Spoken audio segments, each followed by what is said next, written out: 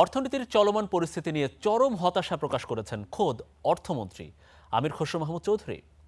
জাতীয় সংসদ অধিবেশনে তিনি বলেছেন, সব দিক দিয়ে তলানিতে আছে অর্থনীতির সূচকগুলো, আর এক্ষেত্রে পুনরুদ্ধারে জনপ্রিয় নয় এমন অনেক সিদ্ধান্ত নেওয়া হবে বলেও জানিয়ে দেন অর্থমন্ত্রী। ত্রয়োদশ সংসদের প্রথম অধিবেশনে এক প্রশ্নোত্তর পর্বে দেশের অর্থনীতির বর্তমান চিত্র নিয়ে খোলামেলা কথা বলেন অর্থমন্ত্রী আমির খসরু মাহমুদ চৌধুরী। দেশের ব্যাংক থেকে শুরু করে চলমান জ্বালানি সংকট সহ সব খাতেরই করুণ চিত্র তুলে ধরেন তিনি।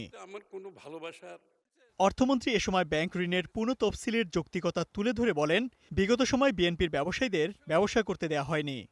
বিএনপির যারা ব্যবসায়ী আছে তারা কেউ ব্যবসা করতে পারে না। তাদেরকে ব্যাংকের স্যাংশন করা লোন পর্যন্ত দেওয়া হয় না। লোন স্যাংশন হয়ে গেছে কিন্তু লোন দেওয়া হবে না। বর্তমানে দেশের কর জিডিপির অনুপাত এশিয়ার মধ্যে সর্বনিম্ন উল্লেখ করে অর্থমন্ত্রী বলেন, দেশের দারিদ্র্যের হার গেল কয়েক বছর ধরে অব্যাহতভাবে বাড়ছে। ট্যাক্স এবং প্রবৃদ্ধির যে সংখ্যা সেখানে এখন 7% নিচে নেমে এসেছি আমরা। বাংলাদেশ এটা দক্ষিণ এশিয়াতে সবচেয়ে সর্বনিম্ন। বর্তমান ট্যাক্স জিডিপিতে বাংলাদেশ দক্ষিণ এশিয়াতে সবার নিচে সর্বনিম্ন, এবং বিশ্বের অন্যতম প্রায় সবগুলো দেশের মধ্যে এটাও সর্বনিম্নের দিকে আছে।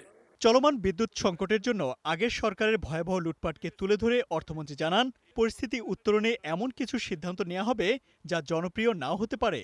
$508 মিলিয়ন আপনার বাকি রেখে গেছেন, ওনারা বাকি রেখে গেছেন, এটা পেমেন্ট করে না। সেগুলো এখন আমাদেরকে তো পে করতে হচ্ছে। এগুলো সব গ্যাস খাতে $737 মিলিয়ন মেয়াদ উত্তীর্ণ দেনা, এগুলো মেয়াদও শেষ হয়ে গেছে, মেয়াদ উত্তীর্ণ দেনা।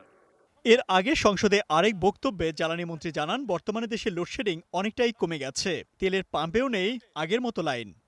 পেট্রোলের লাইন আর নাই, বিদ্যুতের লোডশেডিংও কমে গেছে। আমরা কাজ করছি, চেষ্টা করছি দেশটাকে উন্নতির দিকে নিয়ে যাওয়ার জন্য। Imtiaz Ahmed, star news, Dhaka.